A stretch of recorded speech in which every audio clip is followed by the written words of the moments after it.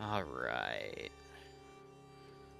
Who is commanding who? We have Curie and someone else. If I just look on that, or I can just hit the escape button and check. So Curie and Bullock. Great. Fishing and Buck. Prediction.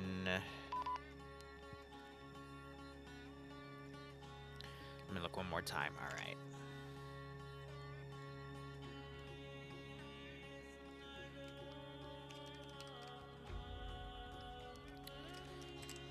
And getting all those set up. All right.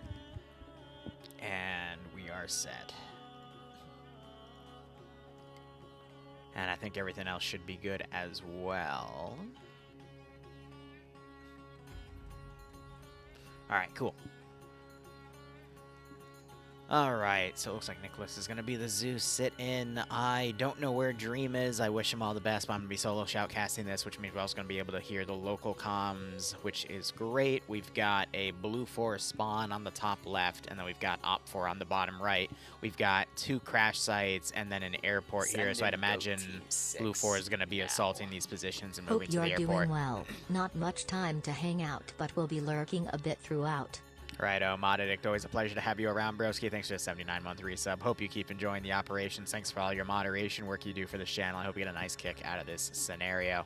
Running ever so slightly behind today? Not really, because we're not started in the mission. We're still in the waiting period. A lot of PvP events usually take, like, 20, 30 minutes to actually get sorted. Let me just make sure that all of our... Yep, all right, everything on the side set up properly. I can hear my own voice as well. It sounds a little deeper. Bloodwing's been sick for the past 4 or 5 days and having excessive coughing fits, and I'm starting to feel it too. So if I start coughing or, start struggling with my voice, I apologize in advance, but I might be hit with that for a week, which is gonna suck. But, we gotta work with what we can. But we'll see how this operation goes. I believe Curie is going to be commanding on Blue 4 first on the attacking side. OpFor Bluck is going to be defending at the farmer's market spawn. We do have a river to work with here. Blue 4 spawns right next to it. A few crossing points on northern side, but we'll have to see what Blue 4 vehicles get spawned here. We also know there's a crossing point right there for them to move in with. So I'd imagine based off of the crash sites, though, one's on the river itself, one's to the right of the river, so he's probably going to want, or any Blue 4 commander is probably going to want to get his forces on the right side of the map quicker. I get the flank around on the left side as well, but you're just going to end up dealing with choke points. I mean, OpFor really just have to put overwatching security on this hill, internal security on the crash sites, a small team down here to defend the crossing, and then have the rest of the forces hold the airport. That's really it. Sorry to hear that Papa Nurgle decided to pay you and Bloodwing a visit. Hope you two start feeling better. Freak, I appreciate the 21-month resub and the kind words, man. I agree, but it just means I'm going to be drinking a lot more tea, man. Hope you keep enjoying the operations nonetheless. Hope you get a nice kick out of this scenario. And yes, I know health is much more important than a stream, but we still have a job to do. And I gotta pay for Pain to host this weekend. I've got a 80 to 90 person 40K operation to host this weekend. I got COG to host this weekend, which is gonna be a playoff of the Kill COG. We got a lot of important events to do Saturday, and everything between now and then equally as important in one way or another. So we'll be getting off with all of that, but I'm excited. We had a lot of mission dev last night. I will admit the final mission file, which I decided to stop on, the Metro file, I ended up just completing that after the stream and just chilling while editing some videos in the background too. So we have that taken care of, but excuse me. Yeah. There's still, I think, a few other mission files we got to work on. We got to work on Pay for Pain dev as well. I'll probably do that late in the night unless I keel over and pass out, but we'll see how things go. This is not FNF. FNF is on Fridays. This is High Command, which is a seasonal PvP event. This is the first season of it, which is focusing on taking communities from the FNF chain, the OFCRA, I guess not chains, hubs. The FNF hub, the OFCRA hub, WOG hub, you know, other PvP hub communities that have a lot of people show up and then just cherry picking certain communities, but focusing on the commander side of PvP and how well they dictate their forces rather than the individual PvP. So there's a lot of choices made with the asset balance that can seem unfair to look at like last week's, but again, it's all about how you commit the assets in the AO. So we'll see how that goes. If I had a few minutes, I'd probably run upstairs and brew myself some tea for my throat because I can start feeling it. Oh my god.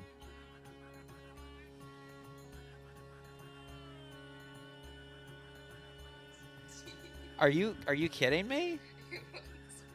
How the fuck did you do that? I didn't even... How did you just do that? I said that you literally immediately came downstairs with tea. And I want to see titties. Holy shit! Oh, I love my life. Thank you, Boo. I love you so much. I hope you feel better, too. That was amazing. That was fucking amazing. I literally sat, and then all of a sudden I see you start walking down, and then I see the tea mug, and I'm like, what? Well, I was making myself. Right? And then I was like, well, I know you're starting this. Right? So why don't I make you some tea? And so I made myself some tea, and I was making you some tea, and I was walking down the stairs, and I heard you talking about that, and I thought, that's really funny. And then you just show up. That's amazing. That's amazing. Thank you, hun. I'm so sorry you have to deal with this. Oh, there she go. You okay? Yeah, I'm probably going to join you in a second. Give it a day or two, but I'm starting to feel it, Mr. Krabs. Ugh, but thank you so much for the tea. That was funny. Love you, baby. All right. Good luck, Fafu.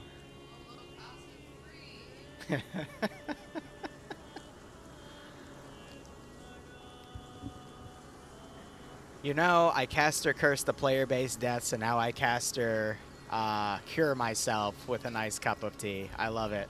All right, let's go over the operation here. So Blue 4 we see is up with 2 BTR 80s. Nope, there's a third one.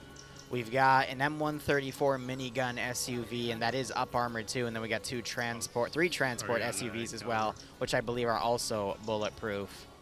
Blue 4 main weaponry appears to be ACRs. We have some flashlight attachments to them as well. We see mostly red dots, but some ACOGs here and there as well. We've also got some AKs in play. I guess that might be for the crew stop. That's a 74 with an NPZ rail with a RCO scope. Interesting. Or also known as the hammer. And then we also see some RPGs in play as well. All right. Looking at OpFor spawn. OpFor appear to have Gaz Vodniks. We see 2 SPG-9 Vics in play. We have a Gaz Vodnik with an MPZ. No, KPVT turret, my bad. On the railing, and then some transport UAZs as well. Their weaponry appear to be, wow, we see some scoped PKPs. Some AK-74s with those hammer scopes, the RCOs on top, and then some iron-sighted 74s as well. We see some Pitbull scopes on some of them as well. I'm not seeing a lot of marksman slots, though. I see a PPSH and I see a Scar H, though. That's an interesting choice. But otherwise, that appears to be the breakdown for both factions here. Looks like Bear 1 is a crashed plane. Looks like a TU something something Bear, the RHS OpFor bomber, Russian bomber, excuse me. So looks like it's a terminal interaction and then another terminal interaction. I'd imagine might be the tied to this hostage as well. So one of them involves the crew survived and they've got to capture them, or I guess protect them and prevent them from dying. The other one involves probably getting the black box. And then you have the airport over here, which has a few more. I don't think this runway is capable of taking them off, though. I feel like there's a slight issue that might prevent it from being from taking off. But, you know, what do I know? I'd imagine it's probably defending these final assets. And I highly doubt that the players can get on the twin 23mm and fire from the rear back there. But otherwise, I would believe that is the AO. There might be something else in here to capture, but again, we're not really told anything when this happens. How did they land? I mean, that's one of life's greatest mysteries. How did this thing get on this angle? Same thing. Very big mystery. We'll never know. Looks like they're unarmed, though. Otherwise, we'd see the cruise missiles loaded in here. That's fine. Otherwise, that is pretty much our operation. Let's go ahead and read off who we have on either side. We got Curie commanding Blue 4, Korvac as his 2IC, BJ with the 3I, the medic role, Pierce, Henry, and Nuzzy, and Anton 1, Anton 2 as Fonz, T, Snodgepair, and Pupper. Pogo _ Kermit, Cheeseburger, and Kilo are all together as well. Nemesis, Iander, Cullis, and Malin, and Beatrix 2. Conrad has Oddball, Morgan, Killer, Dewitson, and Jack. Samuel, Kyle, Marcus, and Combs, and Dieter 1. Eric 1 has Dream, so he's playing on the ground with Lolo and Mac Marine. France has Seismo, Flux, and Sam. OpFor has Blood commanding with Zixme, Tackleberry, Devso, and Timac. Lolo, Matt, and Riverando, and Alan 1. Alan 2 has Wonder, Ray 6, Dijon, and Freight. NASA leading Ben 1 with Giovanni, Major Khan, and Roy DeCamper. Rigel, Kuboid, If No Main, and Demovar, and Ben 2. Caleb 1 has Tweaking, Cameron, Skeeta, and Crazy. Dylan 1 has Ilvanex, Seal Williams, and Brewer. Dylan 2 has Beast, Zicky, Aja, and Sixor. And Elsa 1 has Ash, Eric, Hiru, Banks, and Harana. And our Zeus today is Nicholas. Harana, I believe, is on the multi, by the way. So if you want to look for an on-the-ground perspective, that is what we have. Otherwise, we have Blue 4 charging in, taking that immediate crossing point to get a lot of their forces on this far side. We do have the M134 minigun SUV coming around on the far left, though. Looks like they're just going to be rushing down to the sites. And we'll see if OpFor can get forces on site to stop that rush. But it looks like that M134 might beat them to it. Definitely a little more maneuverable than a Gaz Vodnik, but I mean, it is also the KPVT one, though, so that with the 14.5mm HMG will definitely shred that SUV, even though it is up armored.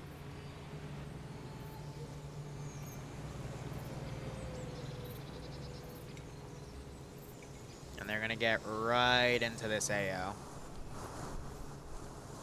Ooh. T's still very hot, so I'll give that a second. Looks like Jack got run over as soon as they dismounted.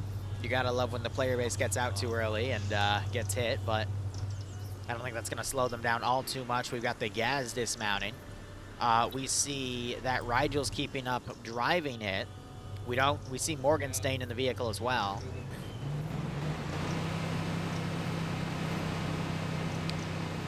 And then we've got OpFor going around that site. And Blue 4 coming around. We have a massive OpFor force also going right. Those are the 2 SPG-9s and one of the UAZs. Looks like OpFor is going to get eyes on first to begin their engagement. Jack gets knocked out again. Killer gets knocked out. Now you got the KPVT turret on the Gaz firing off.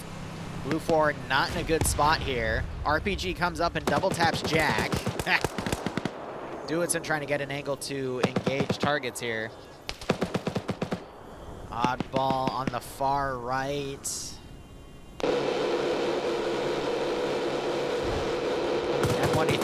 M134 opening up. KPVT trying to return fire, though. That 134 is not going to be able to penetrate into the Gaz, but with sustained fire can definitely disable it at least. I think Rigel just found the angle on it. Both sides putting a lot of ammunition into each other, and Rigel has to bail out because the windows get broken, and he gets knocked out. Gaz Vodnik amazingly taken out. It looked like he did try to get an angle on the vehicle, but the rounds were going just overhead. And OpFor is actually backing off because of that 134's suppressive capabilities. I don't think there was any damage to the M134. Glass is still intact, but yeah, that just goes to show if you have volume of fire and you're on target, you can shred pretty much anything lightly armored. Now, if that was like a BMP, it would have done absolutely nothing to it. But, you know, an APC, it can do some slight damage to, but a Gazvodnik, it's still a car at the end of the day. So OpFor backing off pretty extensively here with a full-on route. You got a few guys hanging back, but even though OpFor was winning that fight, they might think there's more BlueFor here. You hear more fire coming in. That's just making OpFor wave off even harder. And otherwise, those forces are indeed backing off. Looks like OpFor have grabbed all of the crash site guys here. And I don't know what their plan is, but they're, you know, the 3 that we found were gone. And it looks like OpFor might be pulling back to the airport to hold it. BlueFor, meanwhile, is driving down. We do have an SPG-9 ambush ready to go. We've got one SPG-9 car right there. We've got another on this far side. They could box in this BlueFor element here and deliver a very early blow. It's Scandi Recon driving by, but we have Ziki on the gun. It might be too low for him to notice.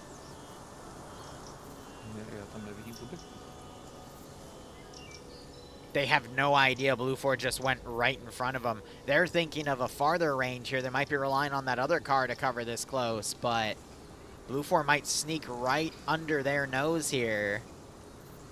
Ziki has decided to look away. You can vaguely hear the car engine, though. I think Sixor just heard it as well. He's looking. That is amazing. BlueFor were able to sneak a squad past. They might get some early attacks on the airport. But otherwise, right off the bat, BlueFor, I'm going to assume, is going to be able to come up and interact with the computer here. Though, it is missing now. So OpFor might have run down, grabbed the computer, and ran back. Interesting. The laptop is now missing. I thought that would be a BlueFor objective to take. If OpFor spawns that close, I'm kind of concerned why BlueFor hasn't spawned closer. But again, I guess it's to give both commanders a weird situation where they might be in an unfair match. Huh. So that puts to more light why OpFor pulled back immediately. They got what they needed and they pulled out. And BlueFor just kind of limping in. But we've got the full force now coming across that route. Again, these guys in a perfect area to ambush that approaching convoy, but will they notice it? I think Ziki might be scoped in. Yeah, so the units are going right under his scope. You can very vaguely hear the BTRs, though. But it's very hard to detect over that wind. BlueFor might just be able to get the entire convoy through, because they're all looking in this far open area.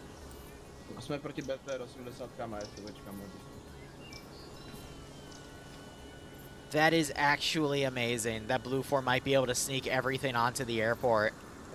Right under. I think Seal might be able to spot this BTR passing by. Nope. They just spotted it. I think because this vehicle went a little more to the left while the other vehicles were going to the right. So now you got the SPG-9 starting to turn.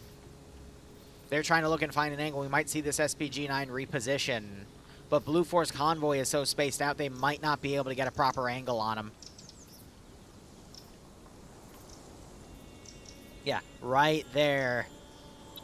And Ziki just isn't looking at that angle, but they might go aggressive here and drive the vehicles down.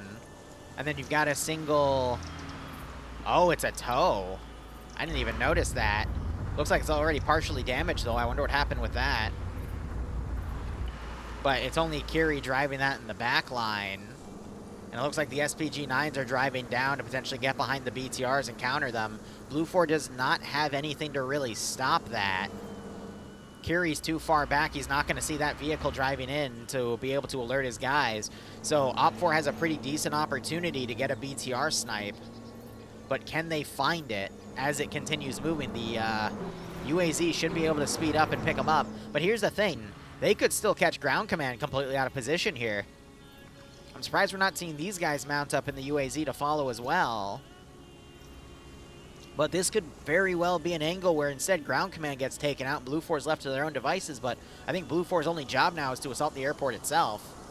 They don't really have access to the 134 group. They can come in later, but this might be a game of who spots who first. And Curie might have just seen that UAZ. Yeah, he's immediately pausing. He doesn't. No, he broke the front wheels of the car, and that slowed him down so he wasn't spotted by the UAZ. Now he might be able to get through this entire area at a slower speed, but that little blunder might have actually just saved him. What is the luck?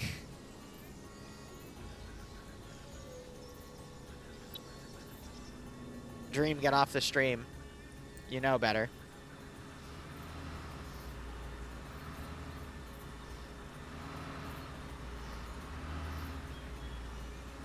Actually, that's not Dream. Dream is a different account named OO the Third. My bad.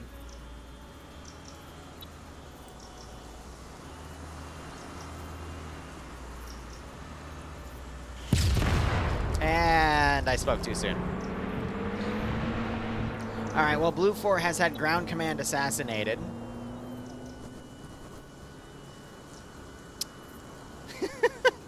So with no command, I mean, this means the BTR might be able to turn around and now pull security if there's more UAZs coming up, but that explosion should have definitely been heard by Blue 4. So now it falls to Pierce to command the rest of the platoon over to the airport. Either way, in other words, if you bet OpFor, you probably already won. I'm just kidding. Oh, no. Yeah, Pave Cat. My 60,000 points.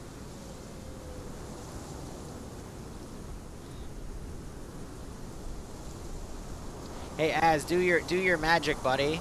There's an SL Dream here, and there's an SL Dream in the chat. Go, my bloodhound. Figure out the who's and the what's. Nah, it's fine.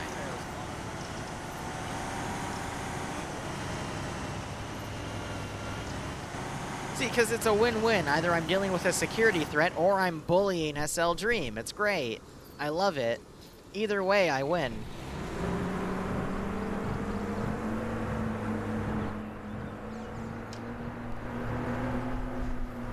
See, Dream's using words like incorrect. And see, incorrect is not in Dream's vocabulary. So I know that's not the real Dream.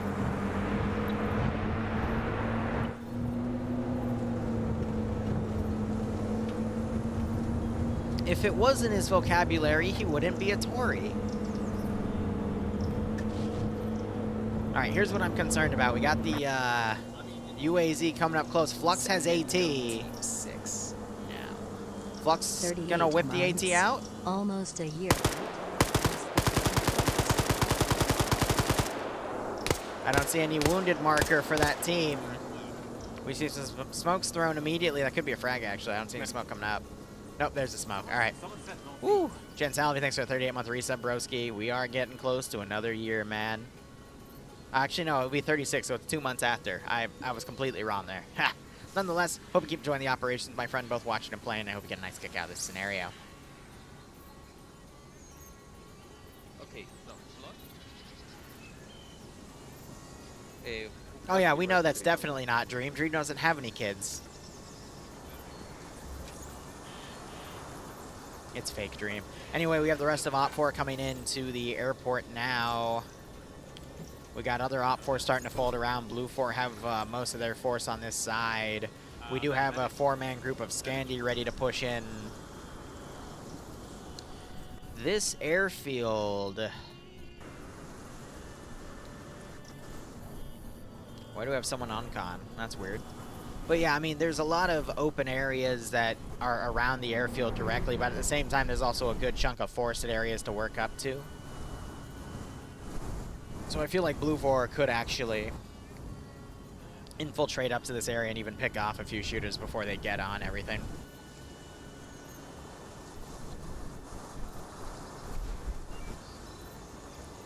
Meanwhile, looks like that SPG-9 UAZ has come back to get with its team up here.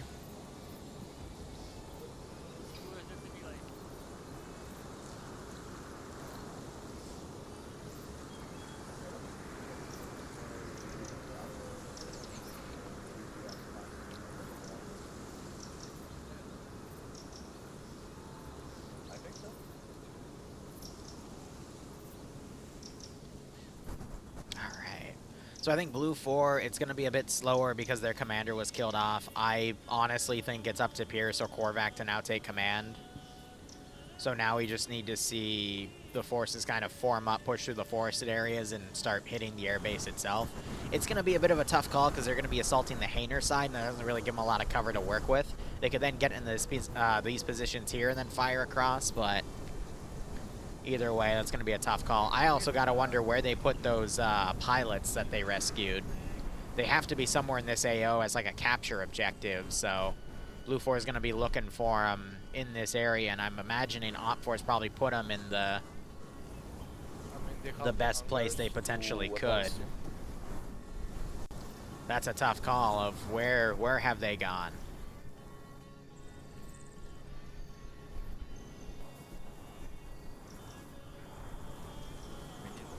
Oh, I knew it was someone other than Dream, because first off, SL Dream can't afford Twitch Prime. That was your first mistake.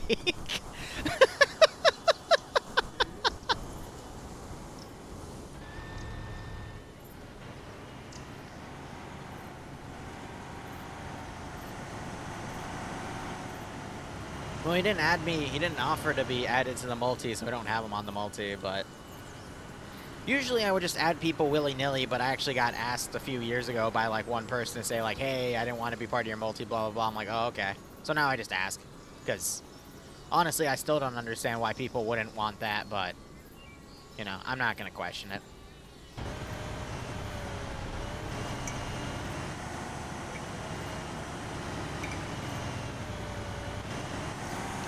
Damn, that's harsh. Nah, it's the truth. Dream is my favorite broke friend.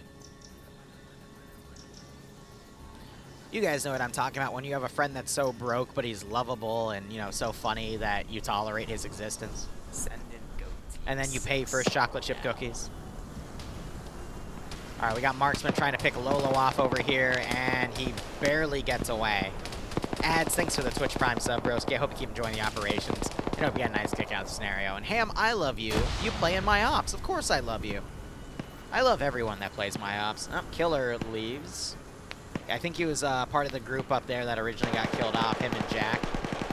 But let's have a quick look on the map here. They're still around that objective. I guess they're just kind of a lost cause at this point. Getting drunk to that line? Have fun, buddy. Yes, Jan Salvi, I even love you. You too can subscribe with Twitch Prime. I love it. Give me some of Bezos' money, even though Bezos takes half of the money from the Twitch subs. I've always found that funny. It's $4.99 to sub, but the streamer only gets literally half of that money. Cause screw you.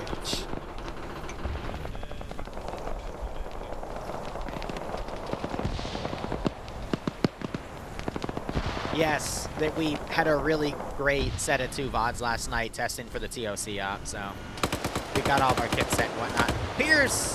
Oh my god, he's gonna use the fact that he wasn't in an open field and he died to value his opinion of he should have been through an open field to save him. Oh no! Pierce, come on, wake up. I need you to survive so you don't use that bullshit opinion and excuse. You gave a sub to Twitch Prime itself. Oh god, send the boom. Be careful. You only inflate its ego more. Nonetheless, thanks for the gift sub. I hope, I don't know if Twitch Prime is real or not, but you know, I hope you both keep enjoying everything. Pierce is still on con. Skeeta was able to get 2 good knockouts there. And we have Blue 4 continuing the advance. I really don't know why we have a BTR charging up like this.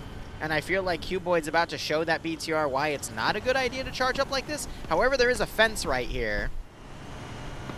And I don't know if the fence will stop RPGs. So he's going to climb up on the roof instead. The gunner misses him. And why are you looking away? Well, there goes the gunner. That's what you get for not looking at the compound, you goober. Why would you charge ahead? There's so many questions I have, but it looks like Q Boyd knocked himself out when he fell off the... You know, the player base is a really interesting entity. You destroy a BTR and then you fall off a less than 1-story height and you knock yourself out. Why? Because this game is interesting.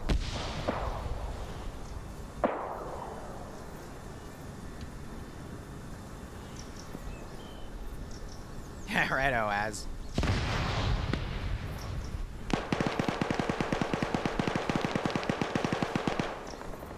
Alright, so Blue 4, we've got some security elements back here. Zicky got found and eliminated. That's rare to see by Kilo and Cheeseburger. Zicky has been rated as the best PvPer so far in the HK Season 1 tourney. RPG came out.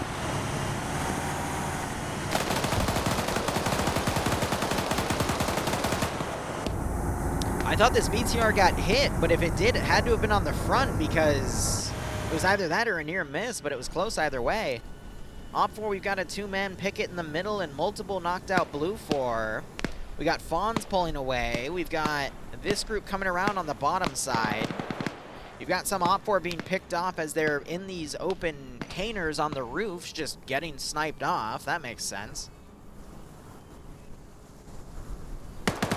Flux has come around. He spotted one of the 2 OpFor aggressors there, takes one out. Cameron, I guess, realizing he doesn't realize he has his flashlight on, so if anyone looks in his direction, they're going to see him. And I think Flux is going to be alerted to that immediately.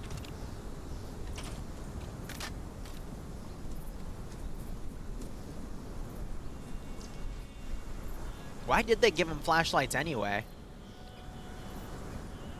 Cameron now trying to fold back into position here as we got Flux looking up in his direction. Flux, though, taking some fire from the other angle, though, ends up in a 2-to-1 and gets knocked out. And he's getting double tapped, and he's eventually taken out. Macmarine trying to get shots on Cameron, but he gets picked off from the marksman as well.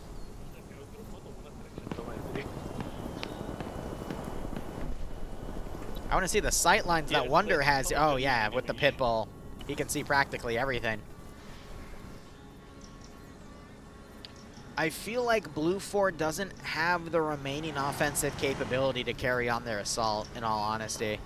We see that they're partially divided up here. You still have the 3-man element over here.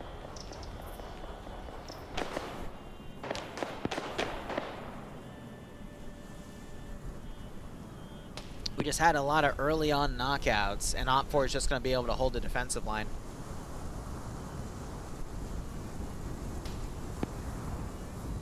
And I'm going to be honest, I'm kind of struggling to figure out what Curie could have done to actually continue his command and rally there. I don't really feel like there's much, but the BTRs come back to pick people up. These guys, I think, are just laying low because they don't have any AT to deal with that BTR, so they're just going to let it fold in. I guess what doesn't help is Blue 4 have all these forces around on this side, but they're not really in a position to assist. You see some distant pickoffs here, but the main fight's been right here. And Blue 4 trying to sneak these forces around has really just diminished their offensive capability as a whole unit and led to a defeat in detail, where this force has been pretty badly smacked back. And these guys still haven't really developed to come in. So I feel like this is going to come in, get repelled. That's going to come in, get repelled. That's going to then come in and get repelled. And then OpFor is just tying the noose a little tighter here with some forces flanking around. I think Brewer was in a vehicle, and I thought that vehicle had more than a single guy in it, but even so. Now it's just going to be a matter of, can any of the remaining Blue 4 forces overpower this garrison? And can any of the outside OpFor forces fold in and do additional damage? I've seen PvP with flashlights only. It's fun. It's definitely fun. I've also seen a game of PvP done with like 10 people in night vision trying to avoid 60 people with flashlights. I'd love to do an MCO style op with that, like a game of tag, but it's pretty interesting.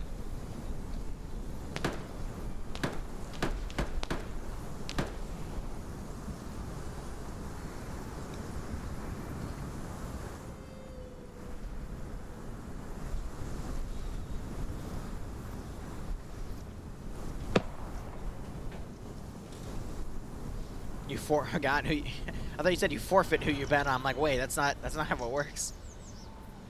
Alright, so Dream and a few others have been finding some locals. Seismo charging in again. Does Kuboid have a second RPG? He might not. So he's staying hidden. He's playing Rin around the Rosie with the BTR. Wow, the driver actually got sniped out because the window broke. The gunner also got spotted and knocked out because they left the door open so they could see. That's amazing. Cuboid now running because they're RPGing it. That is so funny. They might be able to steal. Yeah, second RPG's coming in though. That completely disables it, but that, wow.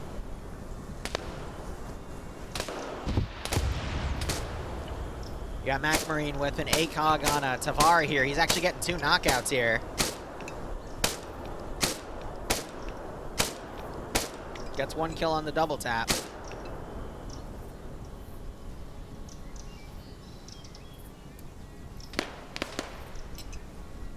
Finishing off my T. It did help. That was nice. He's got a pretty good angle here. He does see one of the hostages floating and immediately starts shooting at him. He might have just gotten a hostage kill.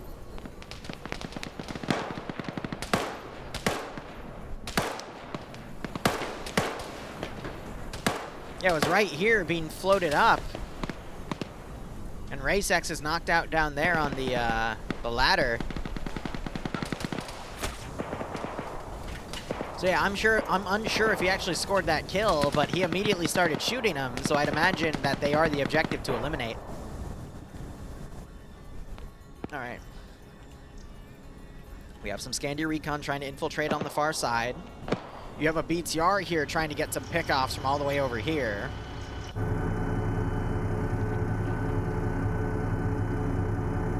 Yeah, he only gets a little bit of magnification there.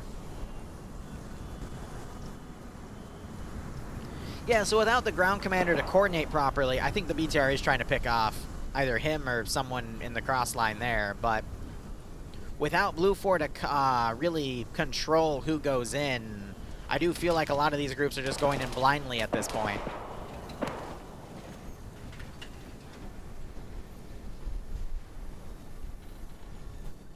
But we still have Blue 4. Now they're, you know, the main force took a step back. OpFor's reconsolidated this position, and that's given Blue 4 a bit of time to, I would assume by sheer luck, get all their forces together. We do have a vehicle coming around, though. It's an SPG-9 car. That BTR's dead. And boop. Gunner starts opening up. He's turning, and someone starts shooting at him. BTR trying to turn its weapon around. Gun just got disabled, though, and it cooks off.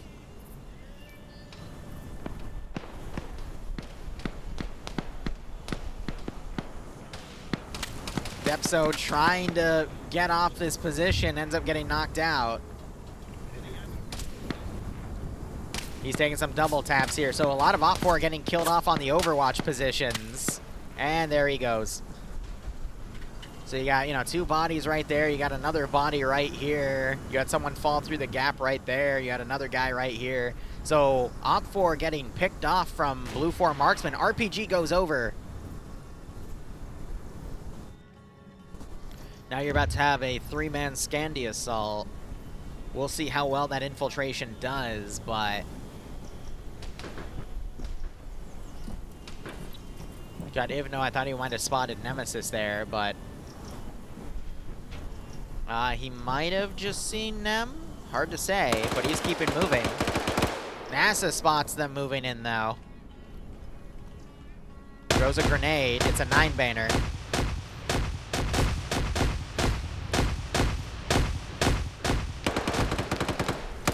Nemesis gets blown away by Demovar. Another RPG comes out in this direction. Looks like they're shooting up at that Vic that wanted to fire some additional RPGs up at the group. But you got the main Blue 4 force now coming in. Infiltration group has kind of failed here. We got 1 knockout, 1 KIA. It's just Malin. But the main Blue 4 push, this is going to be difficult because we still have OpFor in 2 fortified positions. We're waiting to see this force come in, but they've kind of stalled.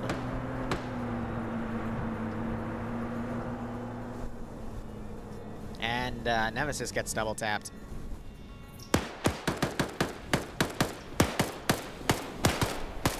Now we got some fire going off. I think a Blue 4 guy just got killed off somewhere. So I thought I saw a symbol disappear. I think it was right here. Yep.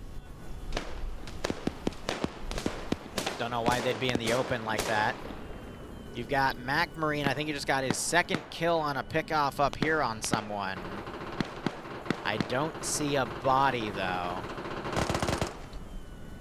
Protect Black Box for 30 minutes. Yeah, so that was, I believe, the first objective, but OpFor literally rushed up to it. And Blue 4 was rushing to it, too, but both sides got there at the same time. So I feel like Blue 4 should have been a bit closer to that, but oh well. So we're only halfway through the round, and we're already at the final area here. And I think the hardest transition for Blue 4 is going to be from this position to that fortified area, because we got this big open land strip here. We got these 2 positions that OpFor is fully taken. Giovanni knocking out Malin back here. We're going to see a double tap in a second.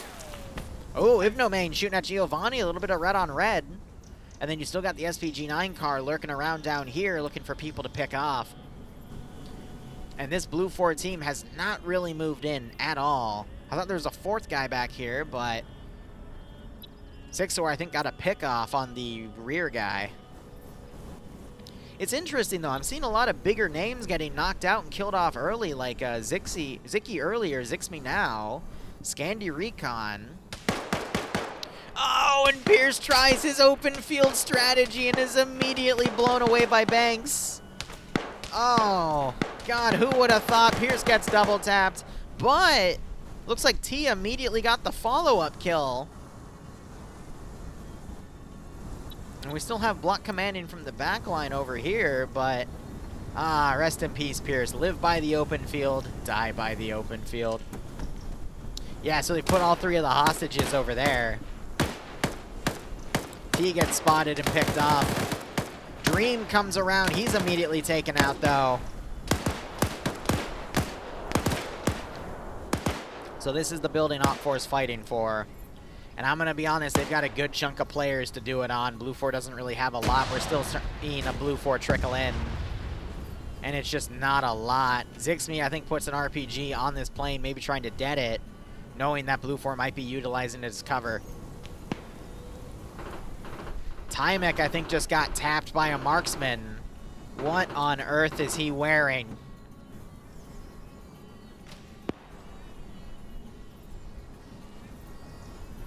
Beyond that, I mean, OpFor still fully garrisoned, Blue 4 still trickling forces, and I think this is GG. Honestly, I don't see how Blue 4 can get forces in the zone at this point.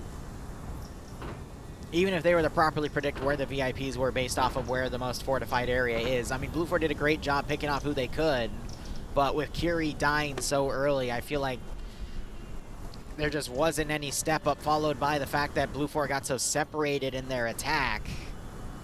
They just weren't able to capitalize on the plan they wanted, and now you just got infiltrators on the back line taking people out. Seal with a marksman. That's a Scar H, but he only has a red dot. Shoots Mac Marine in the back, knocks him out. You just have Sanajapair over here, and he's got so many guys in front of him. Then you got some Blue 4 guys to fold in.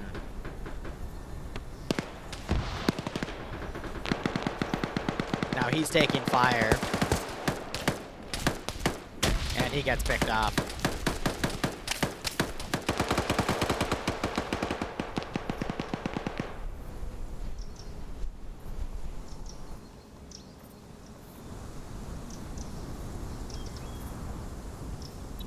Lolo as a sniper. I mean, he's gotten 3 kills with, what is that, T5000? Yeah. But he's being forced to fold in because he doesn't really have any other infantry to work with on his angle. Main trying to work that PPSH. Takes some marksman fire in his position. Spraying out at Marcus, who makes him full back. Sometimes just suppressing a position is enough to make a player pull back.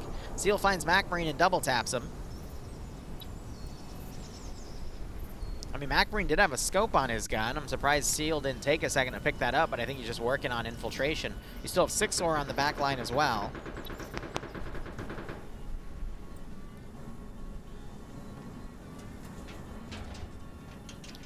Samuel trying to use his iron sights to get a shot on Main.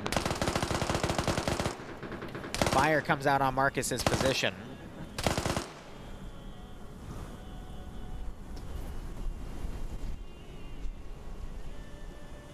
Yeah, I'm gonna assume the bears are locked, that's why. Otherwise, I'd totally just sit in the back and just wait for someone to come by and then just annihilate them.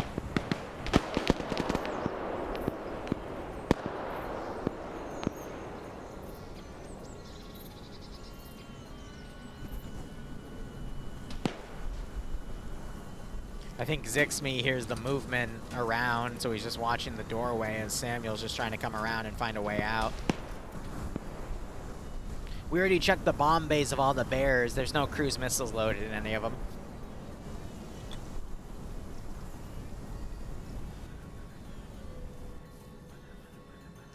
We got 2 infiltrators on OpFor for the back line here on Blue 4's advance.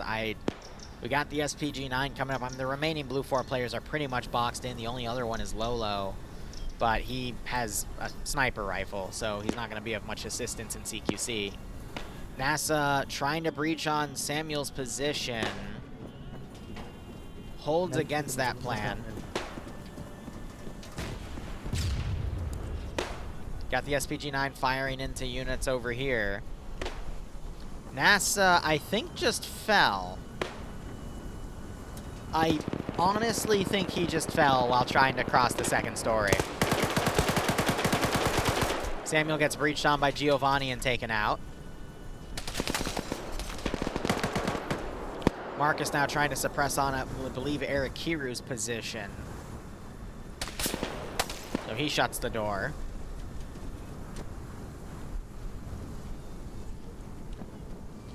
Yeah, and that's because we only saw part of the force on that encirclement actually go in, as other parts of the forces were still developing into positions, and as I predicted earlier, just turned into OpFor defeating the attack waves in detail here.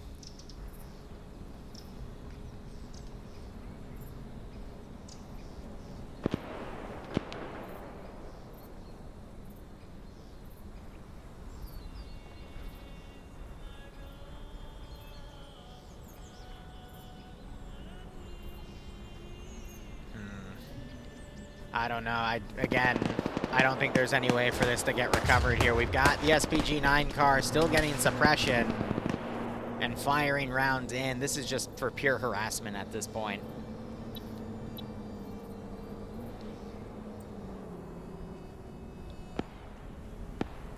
And then you got the 2 individuals over here still harassing. And then you got the 3 Blue 4 guys that have been out the entire round still trickling in. This is probably going to go for the entire time at this point. But I don't really see where else this can go. Kilo trying to get some shots on 6-or. And does knock 6-or out. That's dealing with one of the immediate problems. Throws a grenade, gets caught in a tree though. Yeah, I mean, we got MacMarine, Lolo. I think those are the only 2 in the round at the moment. From my place, at least.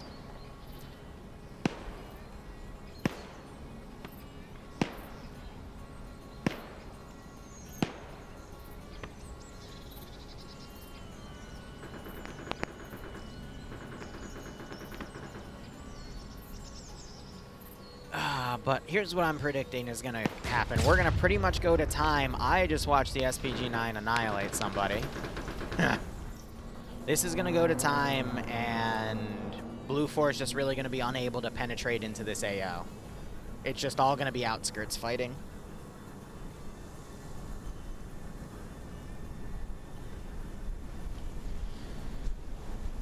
And we're just going to slowly start seeing OpFor forces trickling out to deal with the remaining Blue 4 stragglers. But again, just going to go to time, and that's going to be it.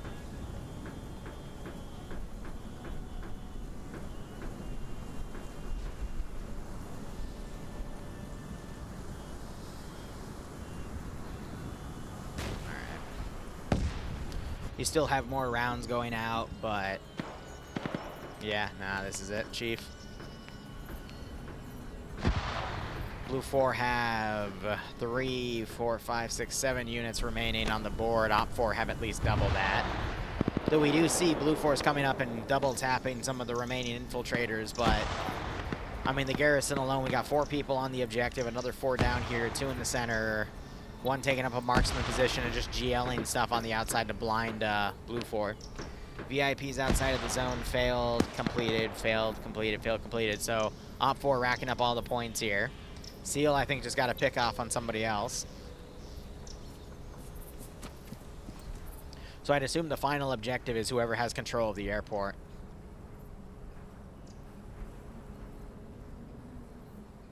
Yeah, have fun, Ham. Personally, I don't like playing PvP, but, you know, to each their own. I still love commentating it. And it's funny, because you can see all the OpFor forces that got picked off in the defense, but in the grand scheme of things, it didn't really matter much. Now, the VIPs were just cashed in, so I'm just assuming the final objective is whoever has control of the airport by the end of the match. So I feel like OpFor is just going to completely dominate this position. Which means when the forces are switched and Curie plays on OpFor for defense, he's going to have to be equally as bold. But that's going to be difficult because I'm not sure he'll be able to snipe the ground commander in the same capacity and cause an issue like this.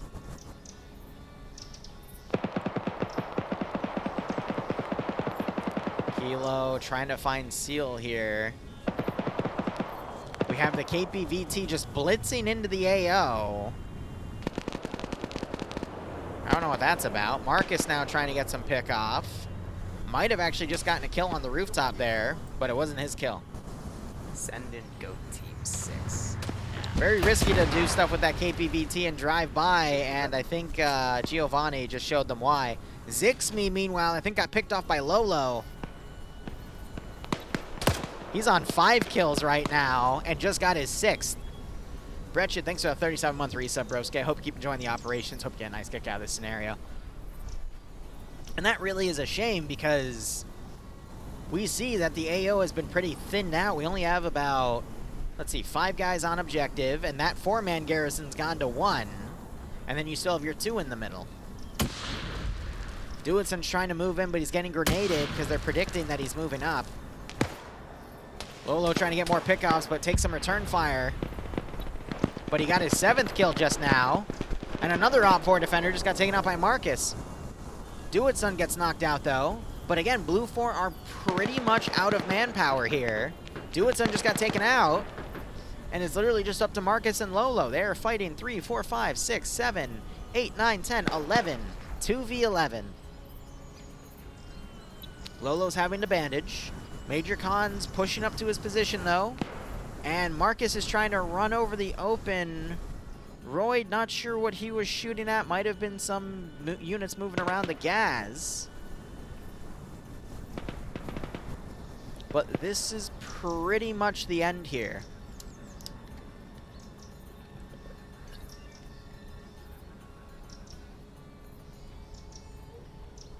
I want to quickly have a look here at everyone's kill count, because I think Lolo has the highest amount. Cheeseburger got 3.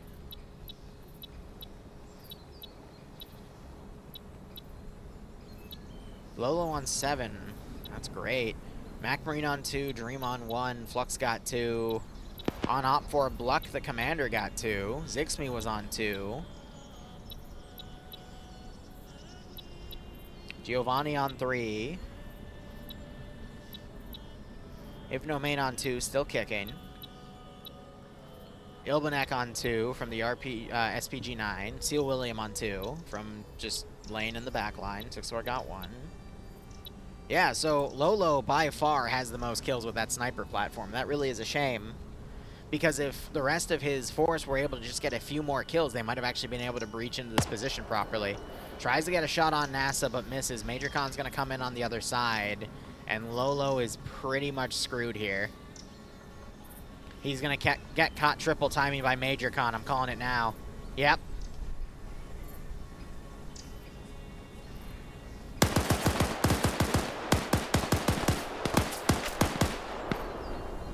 A decent last stand. You also saw he was taking some pick-off fire from the garrison.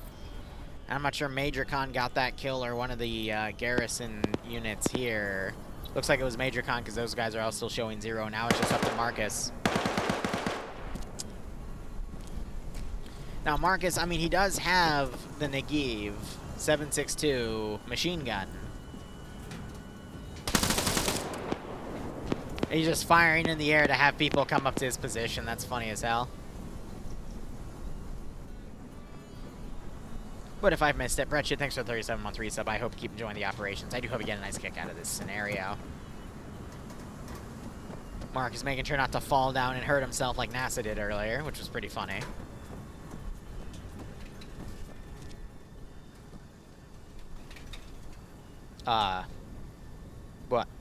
But, it... You know, that's a really interesting way to go down the stairs. I would have never thought, you know, instead of just using the stairs like a normal person, you just jump out the window and climb down the stairs with your hands. I mean, that was a pretty interesting out the window loop around jump, but you know, I'll take it. I see Marcus has activated his legendary lag switch. Will it be enough?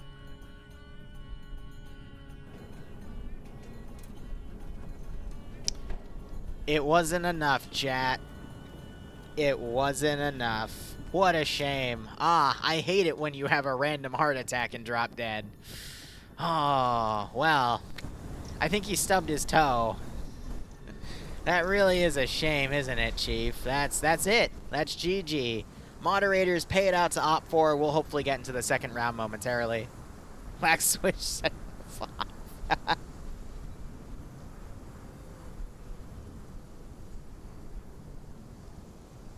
Well, that was a little bit of an interesting end. I thought we'd be going a little bit better there, but let's see. 3 points for the Black Bots, 3 points for VIP inside the zone after 40 minutes and at the end, and then control the airports over a single point. OpFor staying with 11 survivors, and the Lolo is the MVP with 7. So really great work with the sniper rifle there. But otherwise, we'll be getting into the second round momentarily.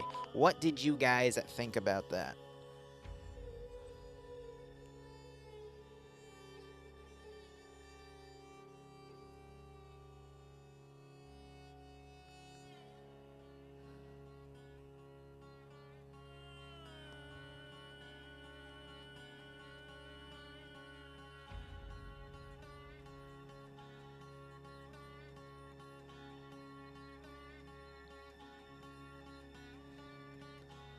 Just give me 1 second. I'm changing up the commands. Actually, I don't really need to because it's just going to be a mirror match of the previous round.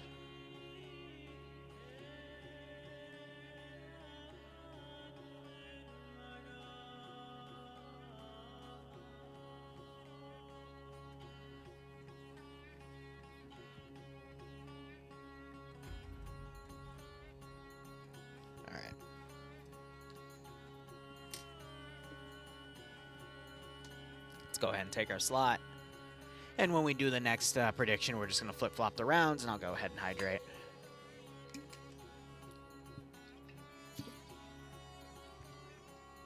All right. My posture is fine, Gore. You going to go to the TOC op this weekend? On Saturday? I hope, buddy. You get to meet the prince again. It's going to be great. Unfortunately not. What a shame. That's okay. I know you're just a poser. But it's okay, buddy. I'll keep your secret. You get home after being gone for 2 months that Friday? Wow. I see. Not him again, please. But Gore, welcome back, buddy. Hope everything's good with you. What the hell is Taco John's? Is that the alternate version of Papa John's but with tacos?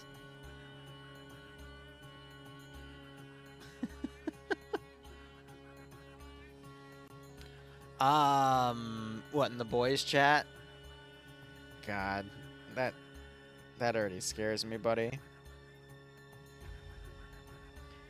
I think I did, but it's so far down in my DMs, you're gonna have to message it for it to be brought up.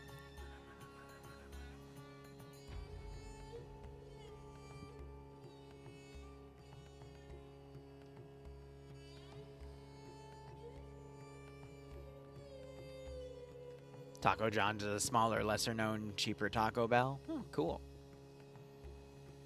Discovered Ugly Coyote. Oh, God. When am I going to stream Helldivers? When I have the chance to play Helldivers, Shark. I can't give any official ETA, all right? Here's the thing. I've been focusing on making more Arma Ops. We've been running more Arma Ops, but now we have more shit we need to edit, which is now the backlog of everything. So it's any time I want to work on one thing, there's 20 other things I end up having to work on, and ugh, you know? Not much I can do about that.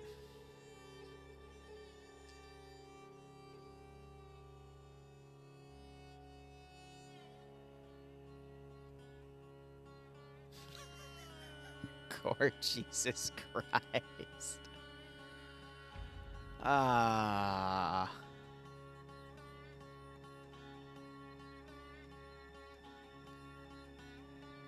That's funny.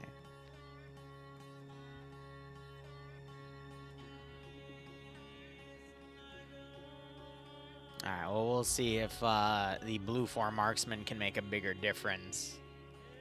We'll see what happens when the roles are reversed, and we might have a little under 30v30 here, but I'm hoping those numbers bounce up for him. What about a Power World stream? I might stream Power World tonight for game night if it's on a fresh server, because, I mean, if you want to see a man blitz a Power World server...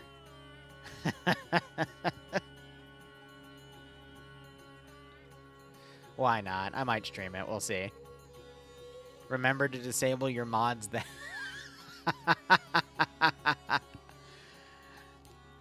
Believe it or not, I don't actually possess any of those mods. Send in Go Team 6 now. Don't get me wrong, I'm in the associated discords because I find it funny, but nah. It just gives me cosplay ideas for Bloodwing. Anyway. Do you think a 40k PvP would ever be reasonable? Yeah, if you can convince TOC to do it. Because I don't think there's any other player base out there that would be willing to give it a shot. Because the ones that tried... I know FNF did it on a small scale. OSCRA did it on a small scale. But beyond that... wasn't really much. In it for the sauce, not the mod. Hey, man, inspiration. Oh, which one's Gates of Hell? Haven't heard that one. I'm going to be honest, Power World has just been an excuse for me to just AFK on a base and experiment with different farming techniques and optimization of their AI for farming. And breeding combinations, because I refused to look up a guide for that game. I figured out everything on my own, which I'm proud of, but I digress. Literally while I edit footage in the background and let footage process on my computer, but I'm going to be honest, I'm kind of now ready to check out of that game and work on other stuff, so, you know, c'est la vie.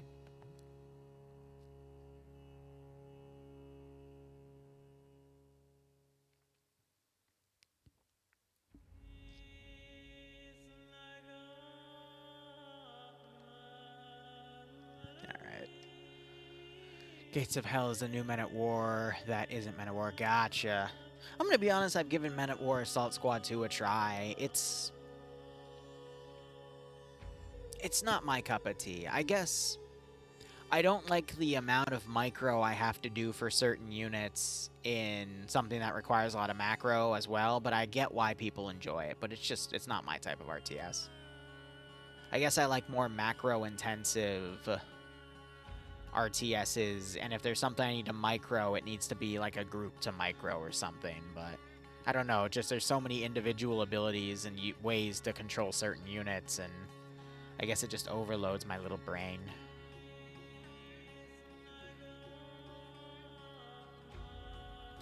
Oh, I'd equate Helldivers to the latest, oh my god, what was that game called? The, Starship Trooper game. It's definitely better with friends rather than pubs, but it's meant to be like just a fun party game about killing bugs.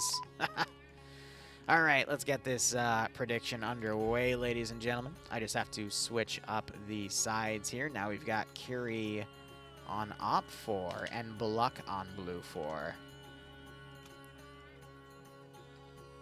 I'm so glad Bloodwing got me the T, otherwise I would probably have had my voice get murdered by now. Have you heard about the recent HD? I don't know what HD2 is.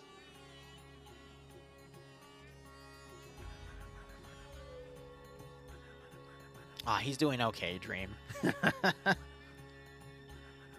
Helldivers. Oh. Oh, right. That makes sense. Yeah, no, I don't know anything about it. All I know is it's about killing bugs. But again, I haven't... Here's the thing. I used to be one of those gamers that like to look up guides and get like the most meta stuff and like really grind to get builds. And I've realized a few years ago that that was so boring. Like, I did it for a cheap dopamine rush of, oh my gosh, I have the best stuff ever, yay. But now it's like, why? I find it more fun, and I get more time out of a game if I literally just go in blind. And then maybe if it, involves, like, getting some meta builds and min-to-maxing stuff, like Darktide, for example. Darktide, I played the hell out of on all the classes, and I thought they were really fun. And after I got my fair share and I wanted to start doing the hardest difficulties, then I started looking up, what might be the best combo. But even then, I didn't just go with what people said blindly. I literally experimented with all the weapons, tried out what I liked the most, and then built builds around them. And even to the point I disagree with some of the, quote-unquote best players and their preferred guides because it just doesn't suit my playstyle. And then with Palworld, I literally just played it. And I guess I had the unique opportunity of always having to start fresh and with, new people or different people. And it was really hard for me to, continue on a single server until Devil Demon set up a server and I played the shit out of that. But Palworld, like, I literally just kept experimenting, traded information with people, had a lot of fun, and it was great. It was great. Just discovering all that. I mean, tonight, it's going to be a fresh build, but, I've pretty much beaten the game once, and it was great. Cute Boy's messaging me about something he did on the previous op. That's funny. But, just working towards that. And that's, I just find it more fun. And, I might actually stream it tonight when I get on and just show you guys how I blitz the hell out of it. And I can go over, my own discoveries and my own advice, and, might as hell. TLDR servers died as the planet was about to get liberated. People said F in the Discord. F mods got upsetty spaghetti and threatened to ban people over it being painted by everyone.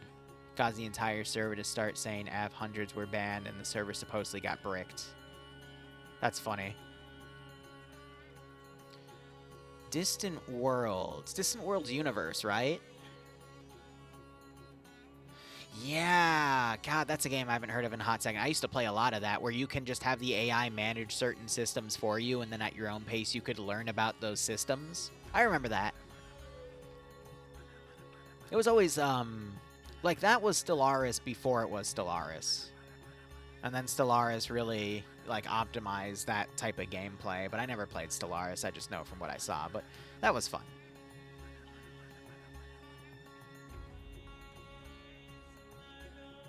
But yeah, no, I was definitely, I'm going to be honest, I was more of an economy sim for that game, and I would just let the AI do military stuff. I'd go, I've got these rare resources now, I wonder how that happened.